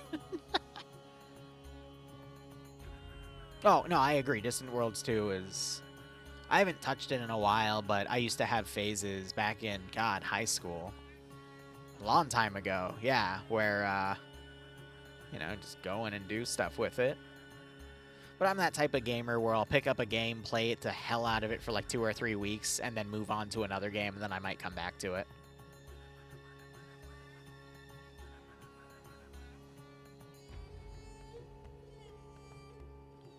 They gave out additional XP credit boost to players and gave it to Canon. Yeah. So here's the thing. I mean, that's nice of the devs, but I'm going to be honest, as someone that has done a lot of playtesting and a lot of playing games on early access and whatnot, it's important not to get super tied to all the progress you make on a game that's early access and just starting out, because there is a very good chance it'll all get wiped. Unless the devs explicitly say it's going to stay in. So, I mean, when you did the Darktide beta back in the day, I mean, the devs outright said, yeah, everything's going to get wiped. So I only played a bit of it just to see if I would like it. And then I left everything else for me on game launch. And that's exactly what I did. I streamed, like, what, 1 or 2 rounds of it. And I'm like, all right, cool, I like it. And then, you know, played the hell out of the game when it came out. But the beta test, at least, you know, hopefully has had all the bugs get ironed out. And nothing got wiped. If anything, they just added more stuff like account, you know, credit sharing and whatnot through all the character wallets and materials. But, you know. Welcome to the life of a Star Citizen player. Yeah, I'm not. I feel like Star Citizen, a game where you have to put hundreds down to get certain ships or whatnot or grind the shit out of them, that's more of a job rather than a game. And that's more escapism rather than, you know, casual gaming. So it's not my cup of tea. Not my cup of tea. Oh, and I agree. They definitely didn't anticipate the amount of players that would pick the game up. But at the same time, that just goes to show you that the market right now for any indie project or any, like, lesser-known game is completely open. Just look at, I mean, God, recently and then 24, we had... What was the game before Lethal Company? Because we had that game come out and then Lethal Company and then Pal World... and then Helldiver. But there's been a plethora of great games that have been coming out recently, and those are just the major ones. There's been a lot of minor ones, too, like Enshrouded, that have also come out that, you know, are getting good followings. And it's because people are really sick of AAA, because, what, Skull and Bones from Ubisoft came out, and it was a piece of shit? And they were trying to justify a $70 price tag for it? Yeah. No one's gonna grab that. I feel like you just described War Thunder events and are just jobs. Yeah. But, you know, people will play the hell out of it because that's their escapism, because there isn't really anything better. Twitch has a lot to do with it being successful. Oh, yeah, no, I don't doubt that. I mean, Twitch streamers have always helped influence the success of games. Just go look at what happened to Among Us. The only reason that game got super popular was because a few really high-end Twitch streamers started streaming it, but that's how the world works. Yeah, 40k Power Wash Sim, I got a few friends talking about that. But anyway, let's now focus on the round, guys, and get things started here. So Blue 4, we've got the M1... Okay, they've chosen 2 M134 minigun SUVs. We've got 3 BTRs. We got some RPGs in play. I wonder why what they chose to give them a second M134 compared to the previous round. It might have been their sniper team. Yeah, so their sniper has an SVD instead of a T5000. But Blue 4, I mean, they did get a good chunk of kills with that T5000 in the previous round. So I feel like that wasn't a bad choice. But that's the unique thing about these rounds, is the commanders actually get a choice of a few different assets. I think OpFor is going to have the same. We have the 2 SPG-9 cars, and we have the KPVT vehicle in the back area. So Bluck going to be commanding Blue 4. Timek has his 2 IC, Lolo, Riverondo, and Matt under Anton 1, Freight, Wonder, Ray 6, and Django on Anton 2, NASA, Matricon, and Giovanni on Beatrix 1, Beatrix 2 has Rigel, Roy Camper, and Nibnomain. Comrade has Twig King, Crazy, and Camred. Dieter has Ilban Exeo, William, and Sixor. Dieter 2 has Aja, Ziki, and Brewer. Zixme and Tackleberry for Eric 1. Franz 1 has Arakiru, Piranha, and Panks. Curie leading OpFor with Mac Marinas, the 2 IC. Samuel, Marcus, and Kyle being under Allen 1. Allen 2 has Morgan, Killer, Oddball, and Dewitson. Pogo leading Ben 1 with Kilo, Kermit, and Cheeseburger. Ben 2 has Iander, Cullis, and Malin altogether. Caleb has Pierce, Crazy, T, and Henry altogether, with Pierce leading. Caleb 2 has Fawns and Pupper. Dylan has Nicholas and Dream, and Fox has Lolo, Sam, Korvac, and Flux altogether. So again, OpFor needs to rush up to this area within the first 30 minutes and interact with a terminal right here. I also don't get why it's on the OpFor side. It should be on the BlueFor side to make it harder for OpFor to have to cross the river and take it too if they're the ones that are meant to be attacking it. OpFor also have to rush up and grab 3 VIPs that are in this crash site.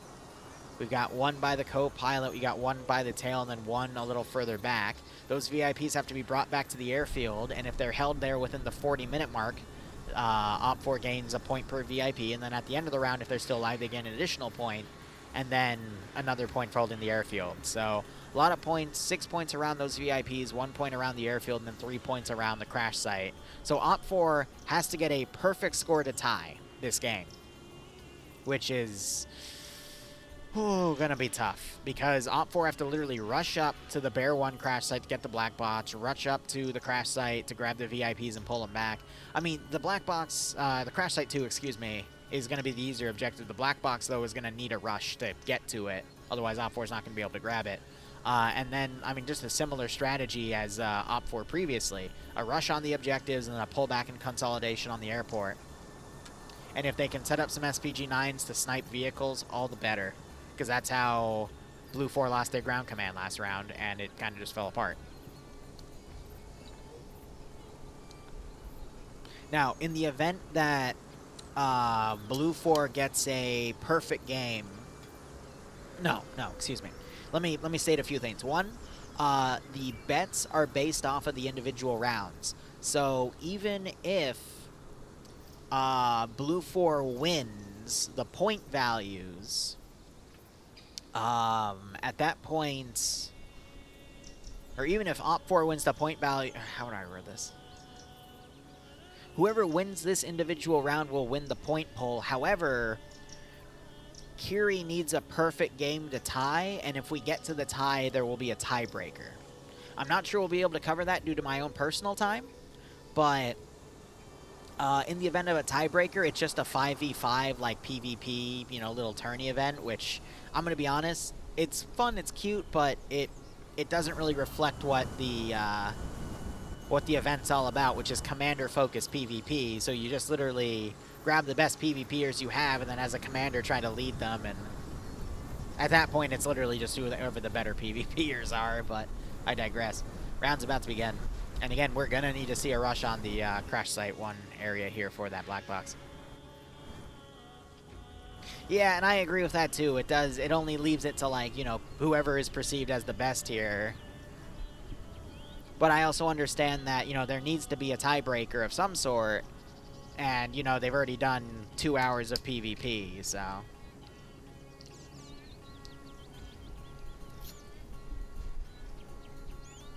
I'd love to see a 1v1 commander versus commander pistol duel.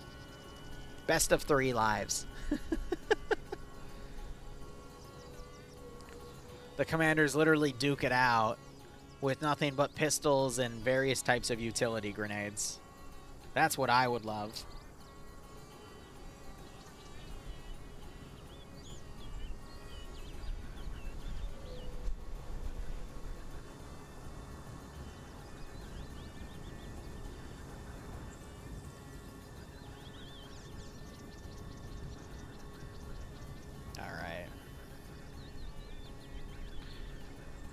Now things have started. BlueFor immediately rushing down. OpFor also trying to push in.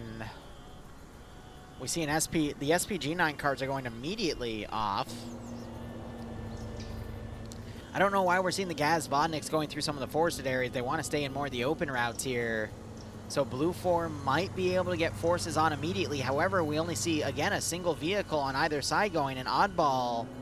We're also only seeing a single SPG-9 car going up there as well. Interesting calls so far, but we are seeing part of this mirroring. But I mean, Bluck, he did a rush last time, and we're seeing a bit of a rush play here. He might just rush all the way to the airport and try to bypass everything. Yeah, give them both Makarovs, right?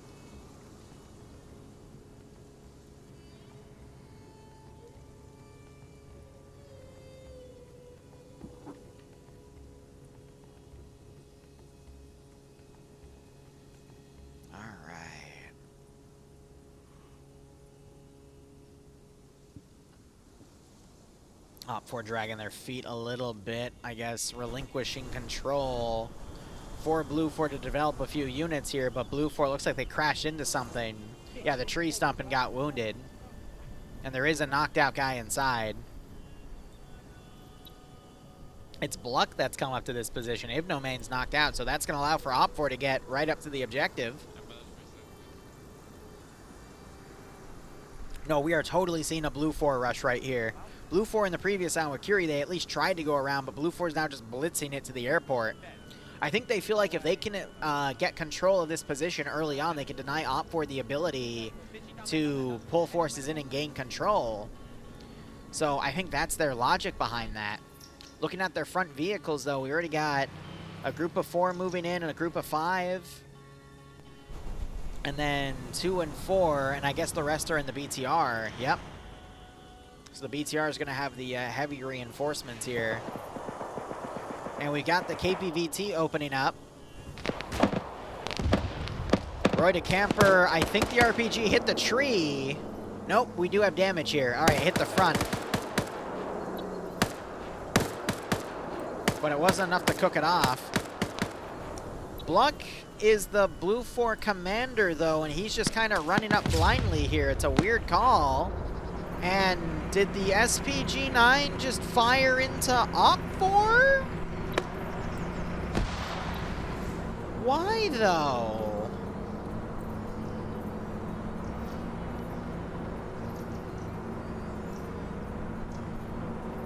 So I feel like Bluck is just doing a massive feint to pull a lot of OpFor out of position. Morgan's coming down to grab the computer. Also, his force can get in and take everything. So they got the black box. They're ordering all their forces back. Bluck might survive, though, but the fact that he's charging in here is showing his guys already have a plan. And it is to rush B.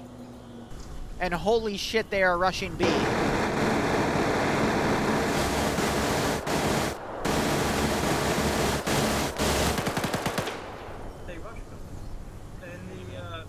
Yep, Sam's calling up the rush.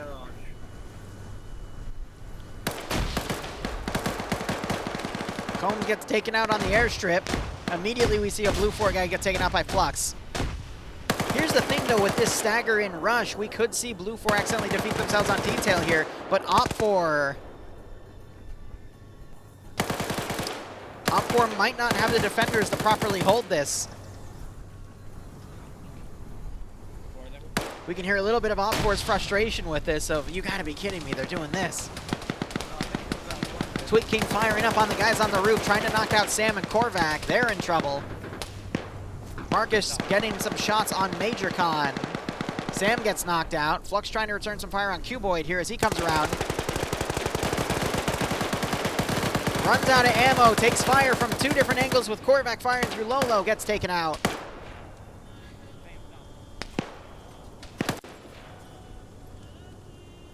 Here, real quick, looking back, we got some suppressive fire coming up. Bluck was able to get some kills, or some knockouts at least.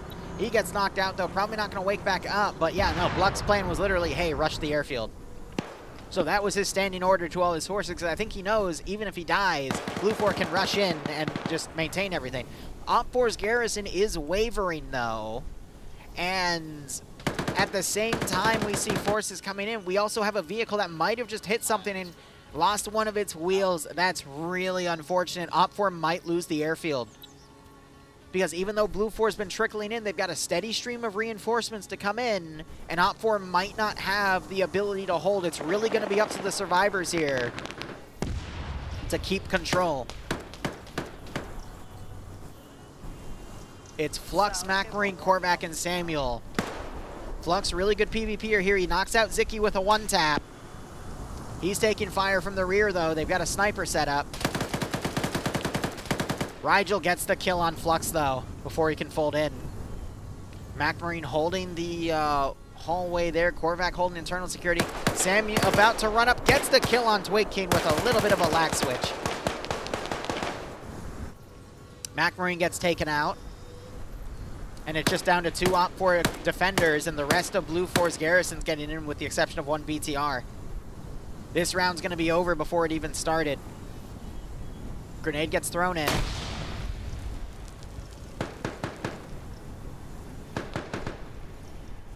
And Samuel gets killed off by Crazy coming up with that SVD. So what does Zixme have?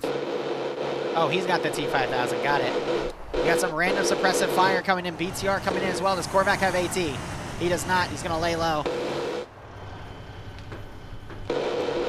And Blue 4, even though they're firing into themselves, they've successfully taken the airfield. Korvac gets an explosive satchel out, but this is going to be huge.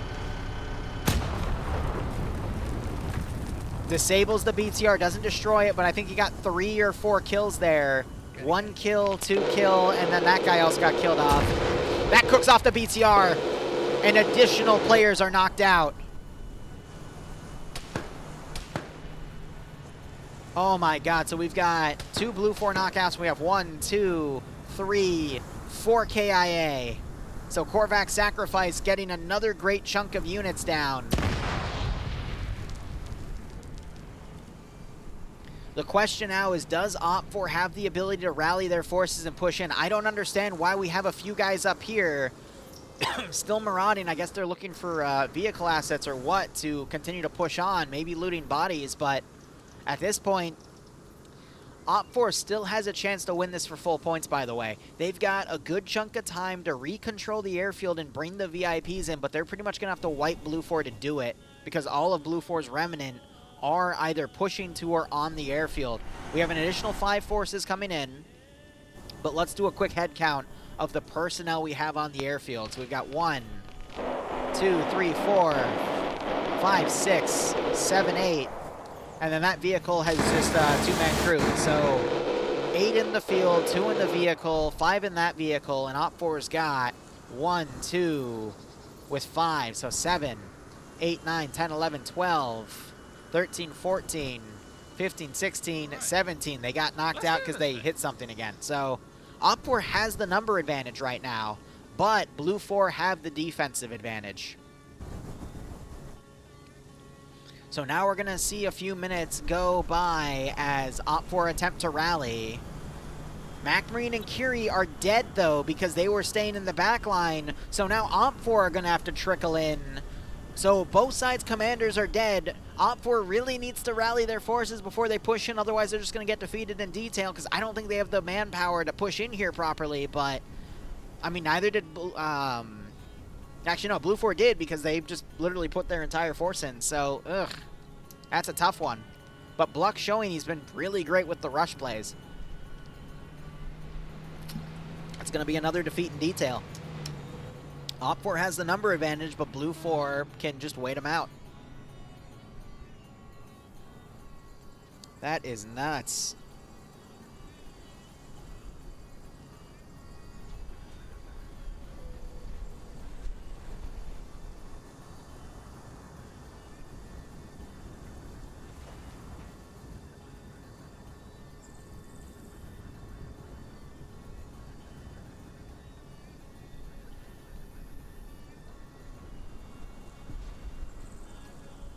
Love how the predictions exactly 50-50. I mean, I agree. Like, this was not really predictable based on how much the AO is skewed to OpFor, but Blue 4 just played a giant rush play, and I'm going to be honest, that really sealed the deal.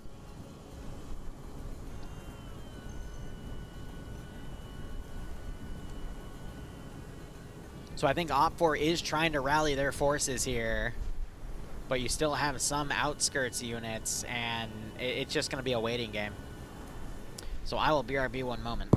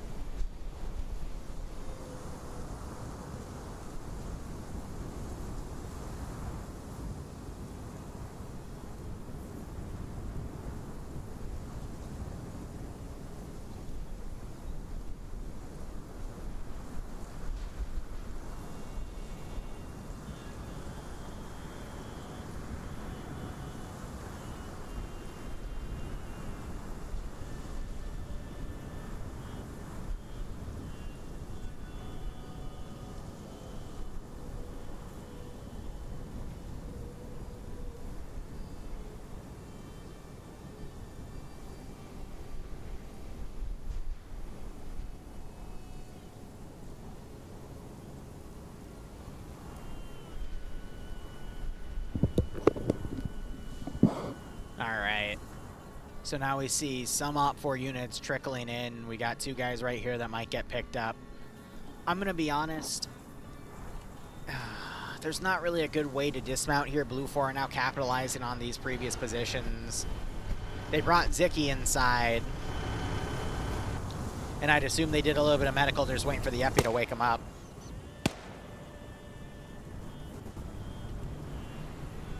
BTR's also come in. So let's have a final look at everything. So we got Zixme on the outskirts with the sniper rifle.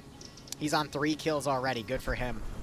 So we got 1, 2, 3, 4, 5, 6, 7, 8, 9, 10, 11, 12, 13, 14, 15, 16, and then Zicky's probably going to wake up, so that's going to be 17.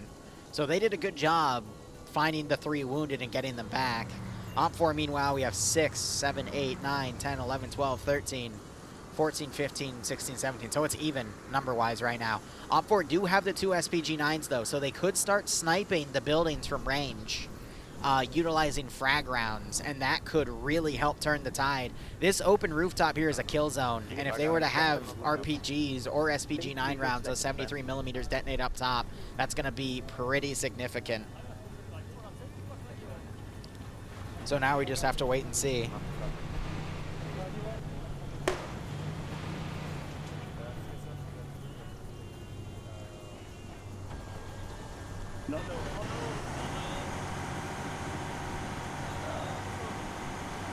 And it's funny because now they're building fortifications up here. I hear them screaming, but they don't have any VIPs they have to worry about defending.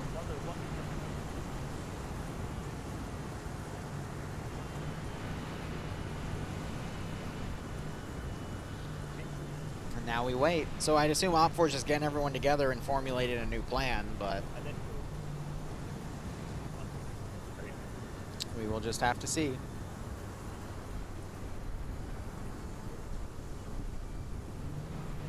All right, looking at it from the map POV, we got 1 vehicle. Yeah, right off the bat, half of the OpFor force rushing in before the other half is ready. I'm calling a defeat in detail.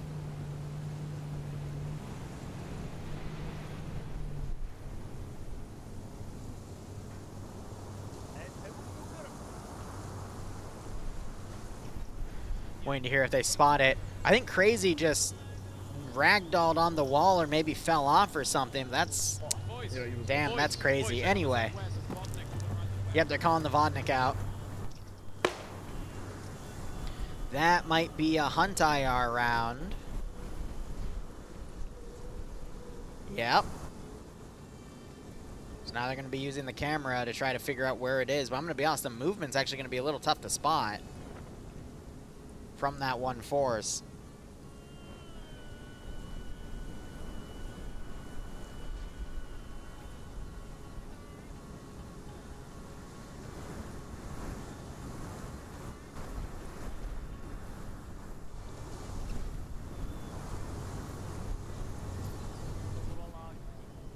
Yeah, they're building more fortifications on the rooftop here. Looks like OpFor have actually brought in a majority of their forces here, so they are going to potentially get the opportunity to rally everything, but we'll just have to wait and see.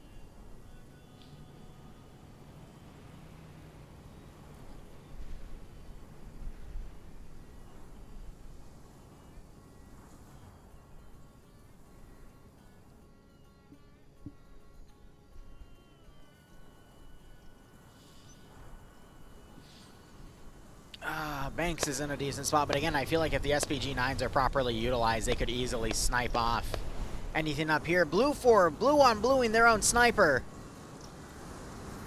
Zixme forced to pull back. See, and that's the worrisome part, because Zixme does have 3 kills. He's already shown he's gotten a great kill count already with that weapon system. So if he returns fire, we know he's going to get the kill, but at the same time, that's a really big asset that they lose if they decide to shoot him. We have the M134 SUV transitioning to the south here. Fading its engine out. They're just trying to sight if anyone will come by. The reason they cut their engine and glided a bit was to listen for any enemy vehicles around. Really smart call. And they can keep moving just by coasting the engine, putting it on neutral. Is there a time limit to the round? It is an hour, and the round's only gone on for like 15 minutes, so, you know, there's still plenty of time.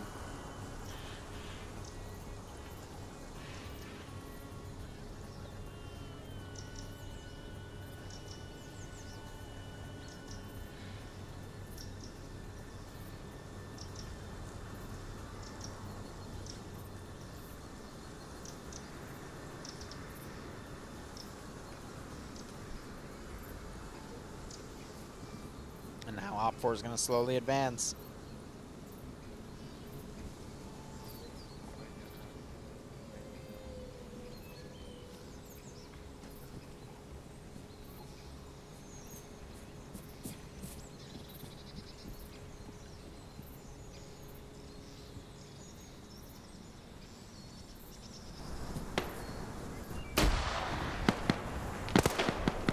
Alright, attack begins. We got Freight and Matt immediately getting picked off on the Overwatch area. We got some GLs going in as well, but their distant Camred finding Pierce in the open field and taking him out. God, wasn't that predictable. Pupper also gets taken out. Camred on a really good spot with a scoped Nagiv here. Going for the double tap. There goes Pierce. Deja vu from the last round, exactly. AT going in this position, got the M134 firing from the rear. Iander actually getting knocked out from that asset. Again, I'm surprised we're not seeing the SPG-9s in a position to assist right now. Like, I thought maybe putting the SPG-9s on the hill and firing at the airbase would have been smart, but I guess not. Nicholas runs up to try to help Iander, ends up getting suppressed himself. Iander kind of stuck under all this minigun fire. But funny enough, the BTR is now shooting at where it thinks the 134 minigun car is. An unlikely ally.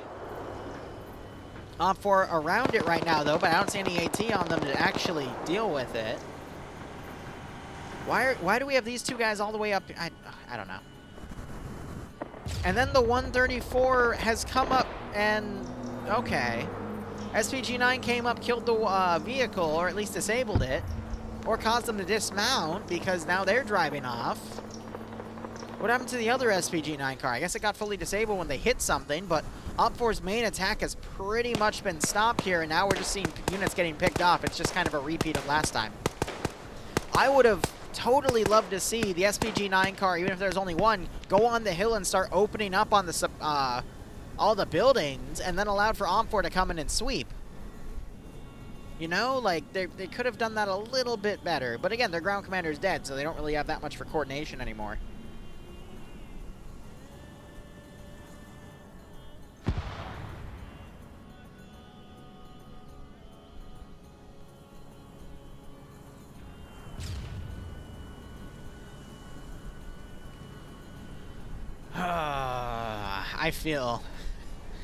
I feel for Kiri on this one, man. Vehicle's been destroyed. SPG-9 driving around. Brewer trying to get a pickoff here. But at the speed of the car going, I mean, they just need to drive in and support at this point. Zixme on this tippy tall tower. Risky spot, but can be effective. I know, Kiri, you cannot catch a break.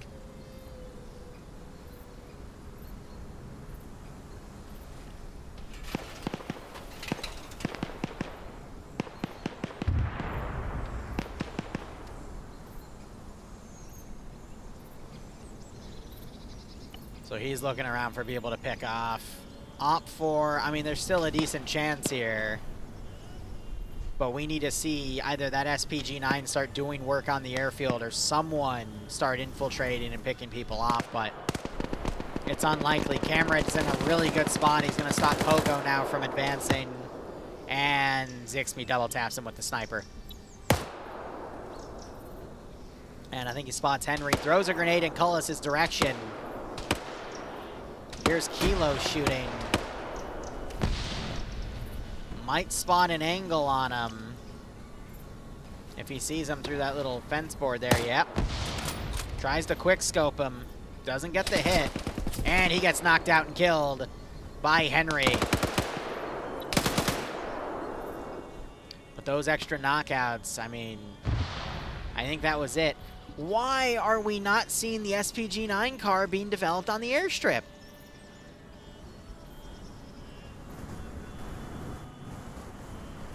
Yeah, don't ask why the Tu-95s actually made it on this runway, all right? I've already suspended my disbelief there. They crashed it into a tree, the second one too, that they just had take out the 134. Are you kidding? Like, I know the first one they crashed into a tree. That's unfortunate, but, oh my god. Kiri's forces really like breaking their toys, unfortunately. Hirana on the multi, by the way. Slowly moving up on 4 kills. Could score another 2 in a second.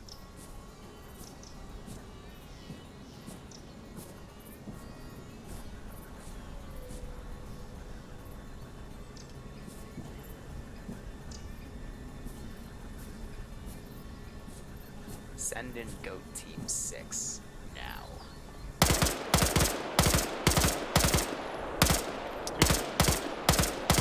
That was beautiful. That They're was... fucking bandaging. That was honestly beautiful. I'm glad we could catch that. D-Man, thanks for the 62-month resub. I hope you keep enjoying the operations. I do hope you get a nice kick out of this scenario. Alright, OpFor is down to 5, and we're on cleanup duty at this point. I don't even know where OpFor stashed the VIPs that they have to bring into the AO, but it's not happening. Unless we see an OpFor member go full Interadriado here. Let's try Kilo. Well, somehow he survives all those bullets from Rigel. And Rigel isn't really too happy about that. Yeah, I'd do the same thing, Rigel. And I flashed y'all, I'm sorry. Alright, let's watch it from Rigel's POV, shall we? He's looking around, trying to find more guys to pick off here in these bushes, because this is where OpFor came in from.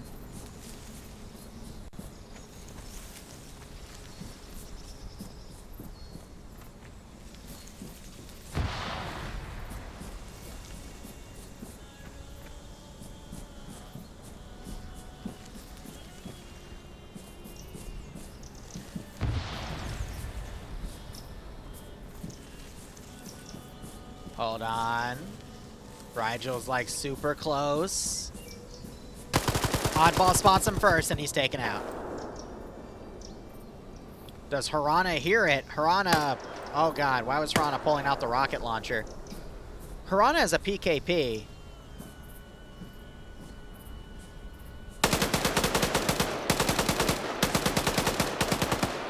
Oh boy, Killer comes out. And unfortunately, Hirana got tunnel visioned. That's a shame.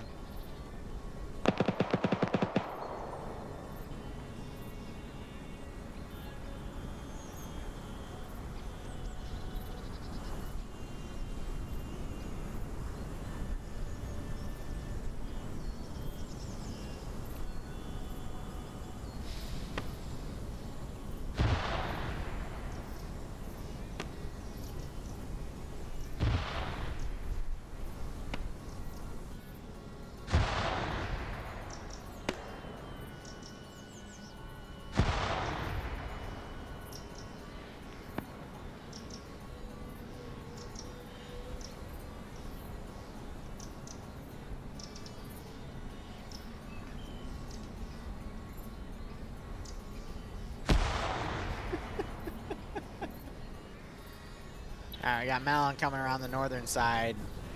Even then, I don't know where OpFor have left the VIPs, though. That they would need to escort in.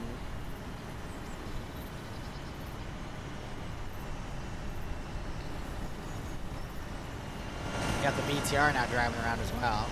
At this point, with it driving around blindly like this, I feel like that's also RPG bait, but...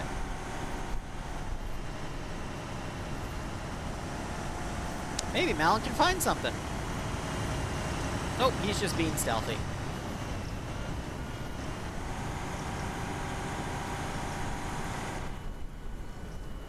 You know what? Next week I want to see both sides rush and see what happens.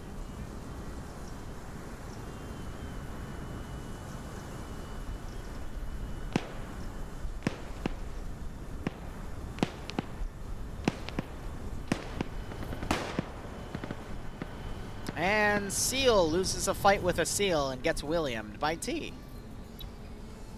Who has an SVD. What a rhyme. Alright.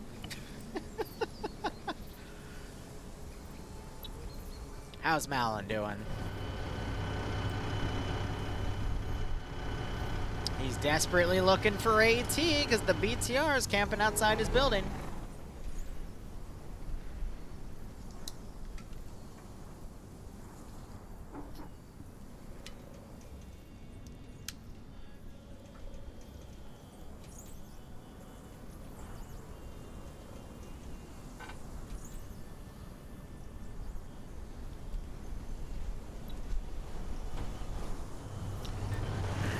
Malin opting to infiltrate.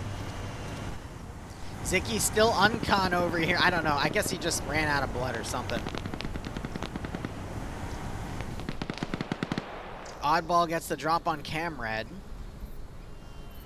We only have 4 OpFor players remaining. Could still see an upset.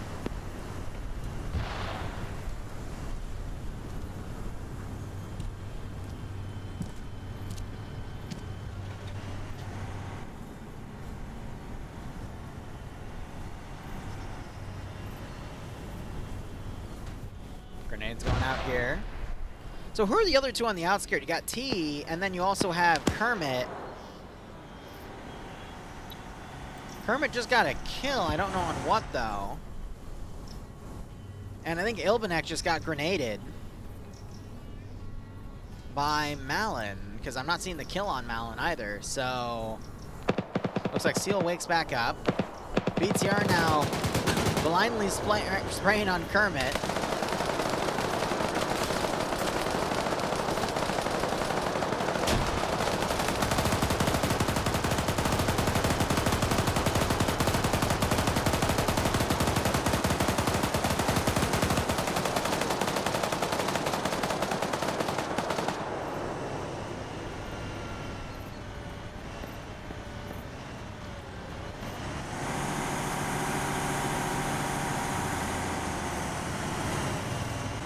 Kermit's running for it.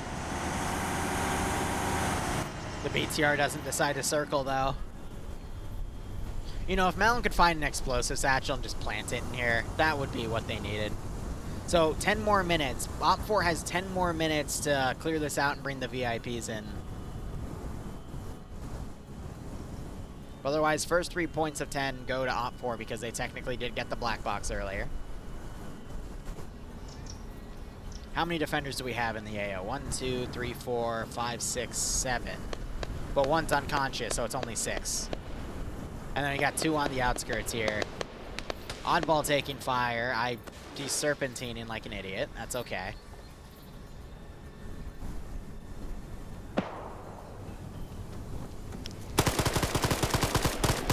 Malin catches Lolo and gets another kill on him.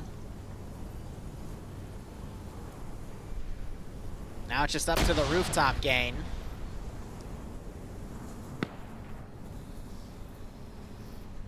Malin doing a great job. Locking all that down. Oddball. I think he's trying to bait Blue4 to come in because I don't see any Hunt IR rounds above for him to shoot at.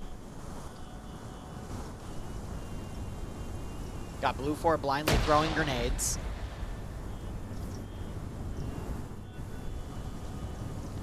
And Malin just staying low in the building.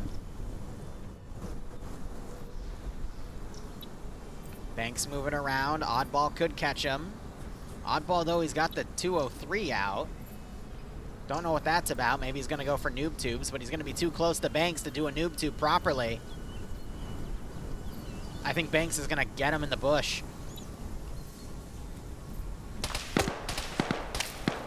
He's trying to GL that rooftop. Manages to land it on the rooftop. Unfortunately, there's a Hesco in the way.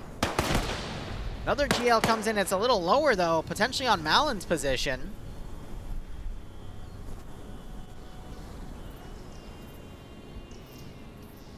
Again, I gotta wonder where the VIPs are. Curie is more than likely gonna lose the week, but his forces could still potentially bounce back and win this 7-3 by clearing this position out by the end of the match and then getting things set up here. But I think it's 5-4. Oh, we do have the 2 guys in the BTR as well. We got Frad, I think, firing at them, or it was Banks. What are you doing? What are you doing?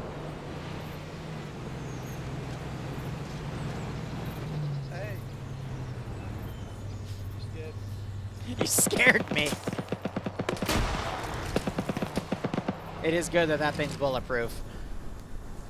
I think the other guy up here just got killed by... Yeah, Kermit, I think, just got killed by the VTR. Poking out over here or something. Yep. So now it is 3 versus 1, 2, 3, 4, 5, 7. And they might drive right into the BTR.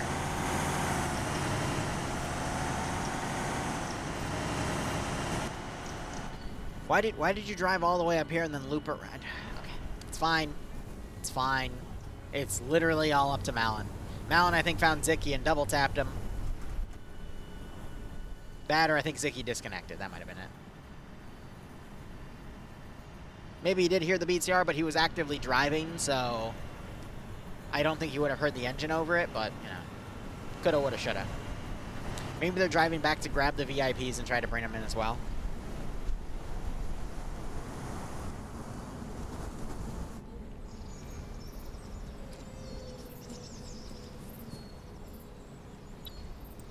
They're grabbing the KPVT. Engine might be dead, though. Or it's out of fuel. I mean, they could tow it in with the SUV, but... The only reason its engine would be dead is if they hit something, but... who knows?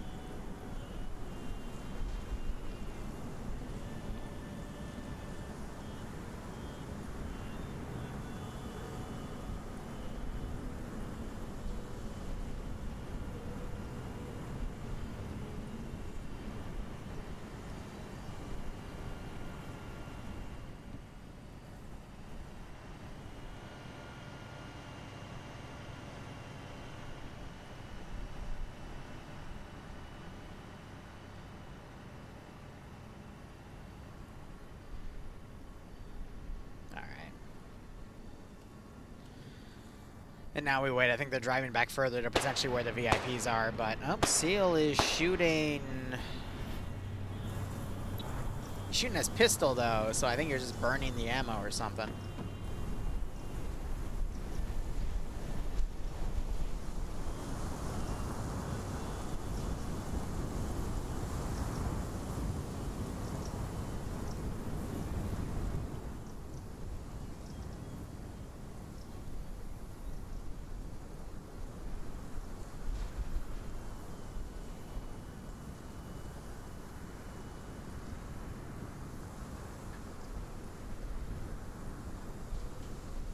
Ah, man.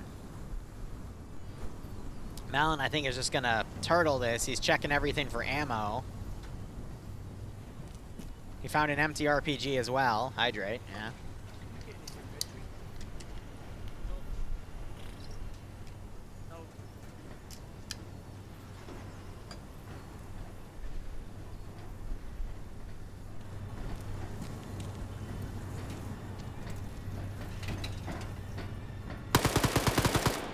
Malin comes out and kills Banks. Takes fire from Matt across the way, gets down. Malin literally being the one-man wonder right now. Round time, there's still frickin' nearly a little under 30 minutes on the clock.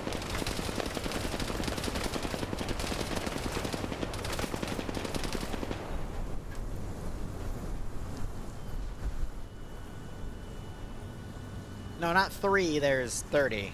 A little less than 30. So this Vodnik's coming in with a +3 in it. So I think I misidentified the plus. I think 3 of those people were never actual players. It was the VIPs, and they're just charging them in right now.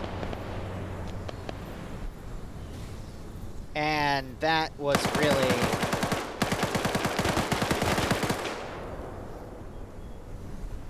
that's going to kill the VIPs. It's GG. That's going to blow everything up.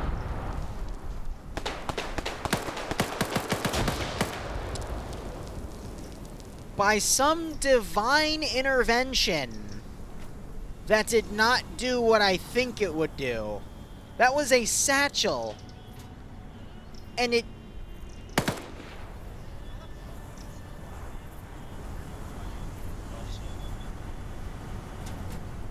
they're okay. And then you got the BTR. Does OpFor, do they find AT?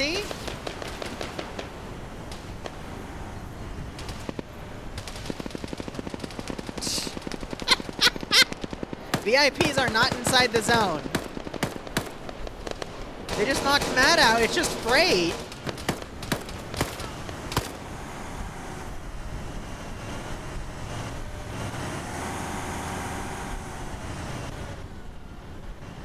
Where is an RPG? The new Nerf satchel. Yeah, that's the second time we've seen a satchel go off and not take the vehicle out. Today. Alright, he wakes back up. It's 4v2, and one of them has a BTR crew, but they need to move the VIPs actually into the AO, and that's going to take a second.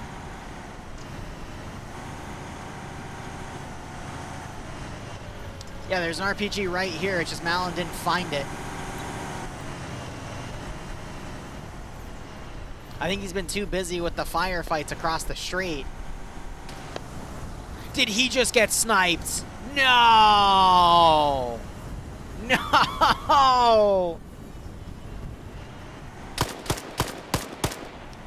Oh! It's up to T now.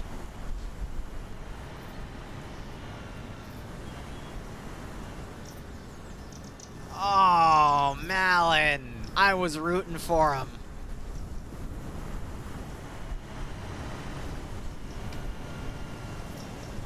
A valiant final rush by OpFor, but it just doesn't deliver.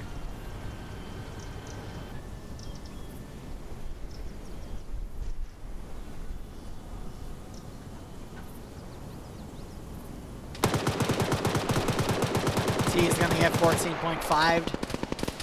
Are the rounds going to penetrate in?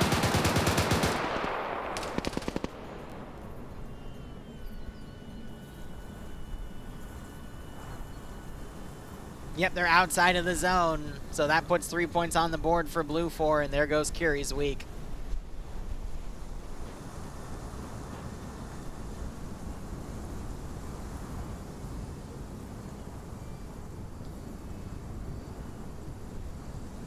Now they're breaching in.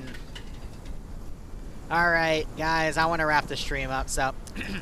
Can T channel his inner Audrey Hotto and defeat the 1v4 and win the match? Find out in the next 30 seconds.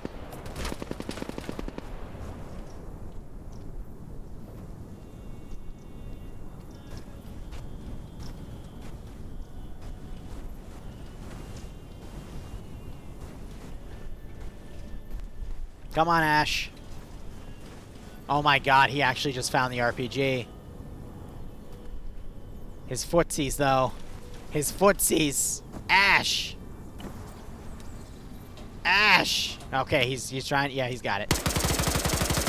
Oh my god. He makes T get flung out. Alright.